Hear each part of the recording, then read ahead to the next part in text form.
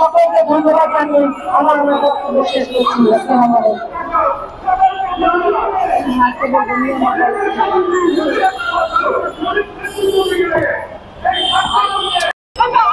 আমরা আজকে দাঁড়িয়েছি এখানে প্রেস ক্লাবে।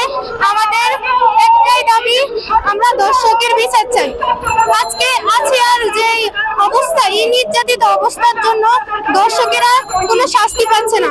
শুধু আসিয়া কেন, এর আগেও অনেকে ধর্ষিত হয়েছে, কিন্তু তাদেরও কোনো সুষ্ঠু বিচার হয়নি। কিন্তু এটার বিচার হয় না কেন? আসলে আজকে সরকার নিজেদের সবকিছুর জন্য ব্যস্ত আছে। তারা হচ্ছে তাদের সরকারি কর্মকর্তা সকল কাজ করুক, ঠিক আছে, কিন্তু আমাদের সমাজে আজকে এই যে ন্যূনতম অবক্ষয়গুলো হয়ে যাচ্ছে, সেই সব কিছুর জন্য তারা আসলে কোনো কিছু জন্য বিচার সুষ্ঠুভাবে পালন করছে না। আমরা চাই এই দর্শকের